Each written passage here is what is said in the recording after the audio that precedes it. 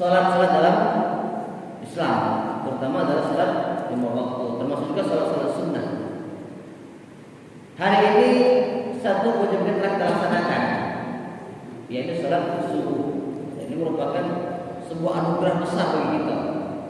Karena banyak di antara saudara-saudara kita sana yang Allah beri segalanya, rezeki, sehat, kesempatan, tapi mohon maaf, ya, dia tidak menyambut nikmat ini. Dia tidak mau sujud hari ini kepada Allah Subhanahu wa taala, maka yang sholat hari ini adalah sebuah anugerah yang besar dari Allah Subhanahu wa taala yang harus kita syukuri. Bapak Ibu saya muliakan, sholat itu membahasa kita kalau ibarat rumah, sholat adalah tiangnya. Maka dikatakan oleh Rasulullah, as-salatu imaduddin, wa man aqamaha faqad aqamaddin, wa man tarakaha faqad hadamaddin. Sholat itu adalah tiang agama. Barang siapa yang mendirikan sholat, maka seperti dia mendirikan agamanya. Dan barang siapa yang meninggalkan sholat, maka seperti dia meruntuhkan agamanya. Kenapa sholat disebut tiang? Kira-kira pernah tidak kita bertanya? Karena ada dua hal yang menjadi pembeda antara kita umat Islam dengan orang-orang di luar Islam, taruhlah Kristen, Protestan, dan lain sebagainya. Ada dua hal yang mencolok perbedaannya antara kita umat Islam ini, Pak, Bu, dengan umat-umat yang lain. Satu, syahadat. Umat-umat lain tidak akan pernah mungkin bersyahadat. Yang kedua adalah sholat. Bahkan Rasul mengatakan al-farqu baina wa bainahum bis-shalat. Perbedaan yang mencolok, perbedaan antara kita umat Islam dengan mereka kata Rasulullah adalah pada sholatnya. Maka hari ini jika ada yang namanya Muslim, dia bersyahadat cuma tidak pernah sholat, maka persis sama seperti dia merobohkan bangunan rumahnya. Begini Pak, saya pernah dapat analog 5 jari kita ini kita ibarat adalah rukun Islam, betul ya? 5 jari kita ibaratkan rukun Islam. Ada syahadat, sholat, zakat, puasa, dan haji. Handphone ini saya anggaplah ini agama kita, Islam. Ini rukunnya, ini agamanya. Kalau saya analogkan, gitu ya. Ketika agama dipegang oleh 5 rukun ini, maka Islam itu sempurna. Islamnya kuat. Kenapa? Disebut seorang Muslim itu jika dia melaksanakan 5 kewajiban.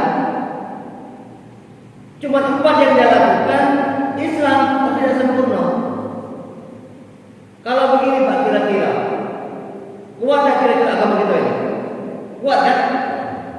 Kemudian kalau seandainya lepas 1 haji umpamanya, haji yang kita laksanakan, masih kita sebut seorang Muslim? Masih. Kenapa? Kita ada haji ini mungkin ya kita termasuk orang-orang yang tidak wajib. Karena wahidul baiti man istata'a ilaihi sabila. Tunaikan haji bagi seorang yang mampu di antara kalian. Kalau kita tidak ada haji, Pak, kita akan berdosa.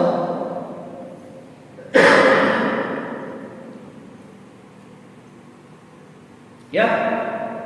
Jadi kalau kita tidak naik haji, kita tetap masih bukan Muslim dan Islam atau agama kita masih terpegang, masih kuat. Kenapa? Mungkin kita bukan golongan orang-orang yang wajib naik haji. Walaupun kaya tapi tidak sehat, tapi tidak mampu secara fisik, juga tidak wajib naik haji. Kemudian kaya, fisik kuat, cuma tidak aman. Dalam keadaan perang juga tidak wajib naik haji. Tapi Islam masih terpegang. Lalu yang kedua Pak, setelah haji kita lakukan puasa. Kalau puasa kita tinggalkan, agama kita masih terpegang, Islam masih kuat. Kenapa? Karena mungkin kita ini termasuk golongan orang-orang yang tidak wajib puasa, seperti orang-orang puasa dia udah wajib lagi puasa, maka dia membuat dia. Nah, kemudian ada seperti perempuan memang Allah kasih waktu khusus yang memang haram untuk beribadah, tapi tidak mengubah keislamannya. Islam tetap kuat, Islam tetap terpegang. Karena mungkin kalau kita tidak puasa, apa itu namanya, kita masih dianggap sebagai orang Islam, dan Islam agama kita ini masih terpegang dengan baik.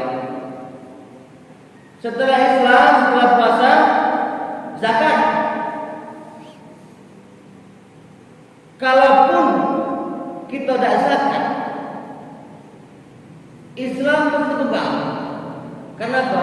Karena mungkin di posisi kita ini bukan muzaki atau wajib zakat. Ya gimana mau zakat Pak, seandainya kita makan besar. Nah, jadi walaupun kita tidak zakat, benar-benar tidak mampu, maka pun ini boleh tidak kita lakukan dengan syarat benar-benar tidak mampu. Kalau kita bukan muzaki, mungkin kita mustahil zakat. Kita bukan orang yang zakat, malah kita ini adalah orang yang berhak menerima zakat. Tapi kalau seandainya Islam, atau seandainya sholat kita tinggalkan, agama itu runtuh. Agama itu benar kata Nabi Sallallahu Alaihi Wasallam, "Waman aqamaha faqad aqamat din." Yang mendirikan sholat adalah orang-orang yang mendirikan agamanya, dan orang-orang yang mendirikan sholat adalah orang-orang yang mengukuhkan agamanya. Nah, tinggal pilih Pak, kita ini yang ada di pihak yang mana? Mau dari pihak orang yang mendirikan atau mendirikan agama, luar biasa, itu kewajiban. Atau sebaliknya, orang-orang yang mengukuhkan agamanya, itu pula lagi. Maka jangan sampai kita ini sebagai seorang Muslim percaya kepada Allah,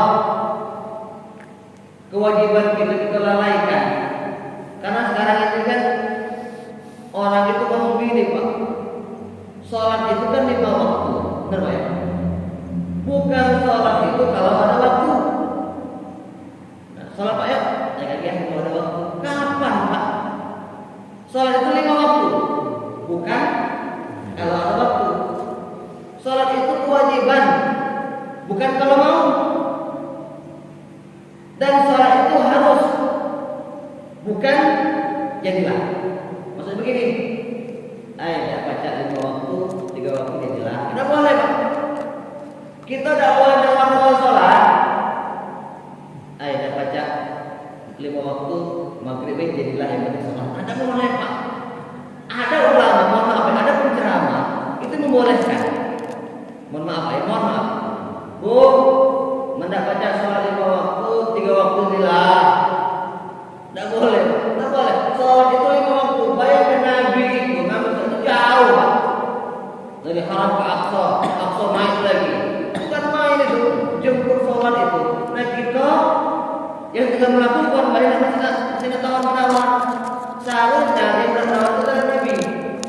Maka di riwayat ini dikatakan ketika Nabi turun ketemu dengan Nabi Musa atau Nabi Ibrahim ketemu. Dari mana ya Rasulullah? Dari kita sholat berapa waktu? 50 waktu. Minta kepada Allah kurangi, umat tidak sanggup. Ya, naik lagi, turun lagi, berapa? Begini, masih kurang naik lagi. Terakhir 5 waktu. Katanya minta kepada Allah kurangi, umatmu tidak akan sanggup. Maka apa kata Nabi? Baca baik aku minta, pasti Allah kabulkan. Cuman aku ini malu kata Nabi. Sudahlah 5 ini baiklah. Nah, 50 waktu, 5 waktu baik saya tidak sanggup, apalagi 50 waktu. Nah jadi artinya sholat 5 waktu ini tidak boleh tawar-tawar. Apa ya? Ini mohon maaf nih ya. Ada sebagian orang yang meremehkan sholat. Yang penting sholat, tapi jadilah. Jangan nak ini mau diklaim, jangan nak keputusan baik, pokoknya jangan. Sholat itu ibarat makan, kebutuhan. Kalau sholat tidak kita lakukan, maka ada satu yang hilang dalam diri kita. Ya, cak mana kita makan. Tiap hari kita cari, itu adalah sholat kira-kira. Sholat itu bukan kewajiban. Kita anggap sholat adalah kebutuhan. Artinya kalau sholat tidak kita lakukan, ada sesuatu yang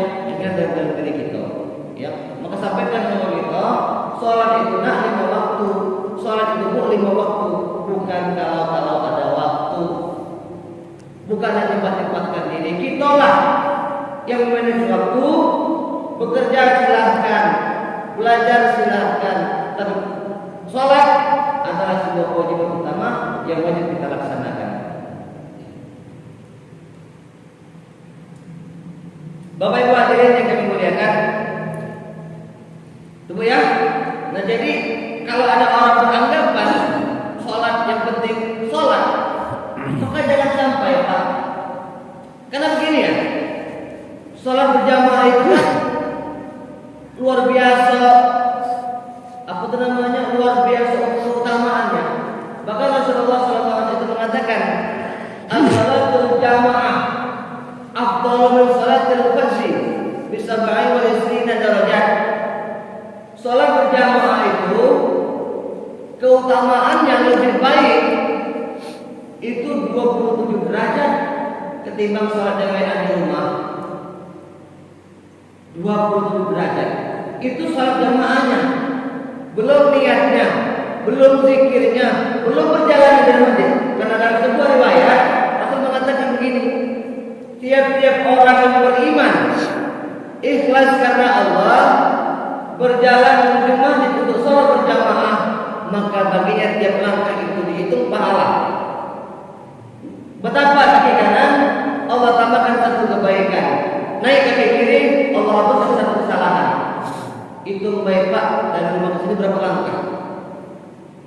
Seandainya dari rumah ke sini 100 langkah, Allah tambah satu kebaikan dan Allah hilangkan satu keburukan. Itu dalam sebuah riwayat. Nah, artinya dalam ibadah salat yang kita lakukan itu Pak, banyak sekali kebaikan. Maka sholat itu bukan cuma kewajiban, tapi sholat berpengaruh kepada sekali lagi pelakunya. Allah Subhanahu wa taala katakan, wasta'inu bis-sabri was-shalah. Mintalah kepada Allah dalam semua hajat kita, dalam semua kebutuhan kita, dalam semua problem kita dengan sabar dan sholat.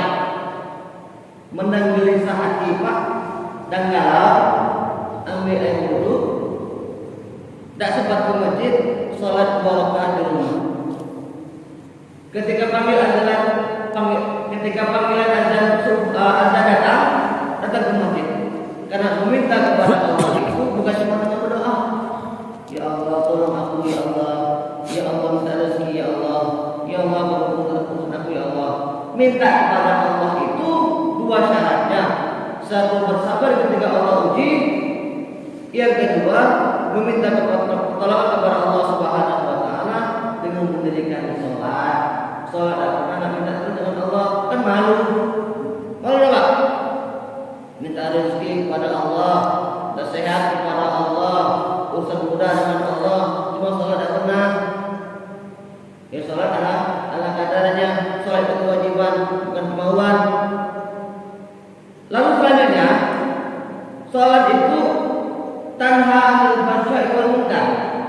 Sholat itu mencegah pelakunya dari perbuatan keji dan munkar. Aku pernah ditanya Pak, ini Ustaz, ya kan Allah katakan sholat itu mencegah daripada perbuatan keji dan munkar. Ya betul. Kayak ini Ustaz, aku ini tidak pernah buat keji, aku tidak pernah buat munkar. Kira-kira untuk sholat apa tidak? Uji pun dipikir orang awam masuk uji kamu itu Pak. Iya nih kan, untuk apa kita sholat? Enak. Kita buat keji tidak, kita mampu tidak, kita berjudi tidak, kita bunuh tidak, kita sebutkan Allah tidak. Apa kita sholat? Karena sholat itu mencegah pelakunya dari perbuatan keji dan munkar. Dipikir orang-orang awam masuknya ke dia ini. Maaf pertama ini Pak, taruhlah kau berjudi, taruhlah kau membunuh, taruhlah kau berzina, sholat jangan tinggal. Diterima atau tidak itu hak Allah, bukan hak kita. Yang menjadi kewajiban kita, sholat wajib dilaksanakan. Diterima atau tidak dalam perbuatan kita itu hak Allah. Kita tidak bisa memastikan.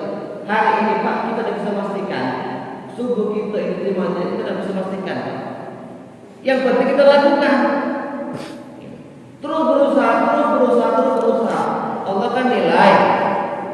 Kalau dia terus berdoa tidak salah niatnya, maka tidak akan bagi Allah Subhanahu wa taala untuk tidak melakukan hajat dan doa-doa kita. Bapak Ibu hadirin yang saya muliakan, sesungguhnya Allah itu punya dua kewajiban atas diri manusia. Dan manusia juga punya kewajiban kepada Allah Subhanahu wa taala. Kewajiban manusia kepada Allah, satu, menyembah hanya kepada Allah. Itu kewajiban dan enggak buat taala. Menyembah ini kan luas maknanya. Bersujud hanya kepada Allah, beribadah hanya kepada Allah, meminta hanya kepada Allah, meminta pertolongan hanya kepada Allah. Itu makna menyembah. Lalu yang kedua, tidak menyatukan Allah dengan siapapun. Itu kewajiban manusia kepada Allah. Tidak menyembah Allah dengan apapun. Nyembahnya kepada Allah, minta tolong kepada Tuhan dan sebagainya. Itu adalah sebuah penyembahan. Nah, kalau dua itu kita lakukan, maka Allah punya dua kewajiban kepada manusia. Satu, Allah tidak mengajak manusia yang menyembah kepada Allah, dan Allah akan memasukkan surga bagi orang-orang yang saleh dan taat kepada Allah Subhanahu wa taala.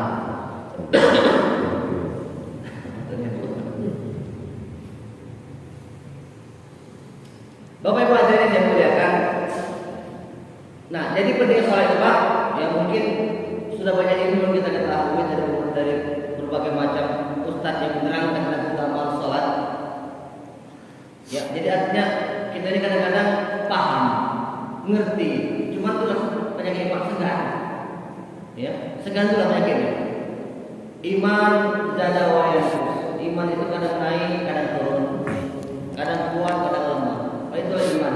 Namanya qalbun itu secara bahasa berbolak-balik. Maka minta kepada Allah, ya muqallibal qulub, wahai zat yang membolak-balikkan hati, tsabbit qulubana ala dinika, kuatkan, tetapkan hati kami dalam agamamu, wa ta'atika, dan ketaatan kepadamu. Hari ini semangatnya bukan main, zuhur semangat bukan main, asar semangat bukan main, maghrib, isya lemah.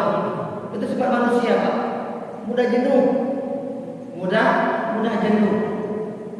Jadi mudah-mudahan kita berdoa kepada Allah Subhanahu wa taala, kita semua ini dianugerahkan hati istiqomah, amal-amal yang makbul, amal-amal yang diterima oleh Allah Subhanahu wa taala, dan doa-doa kita diijabah oleh Allah Subhanahu wa taala, dan di penghujung kehidupan kita apapun yang kita lakukan buat nilai ibadah di sisi Allah Subhanahu wa taala, yang pada akhirnya kita akan mendapatkan kebahagiaan di akhirat. Amin ya rabbal alamin. Bapak Ibu saya muliakan, mungkin sekian yang dapat saya sampaikan, lebih kurang mohon maaf. Akhirul kalam. Assalamualaikum warahmatullahi wabarakatuh.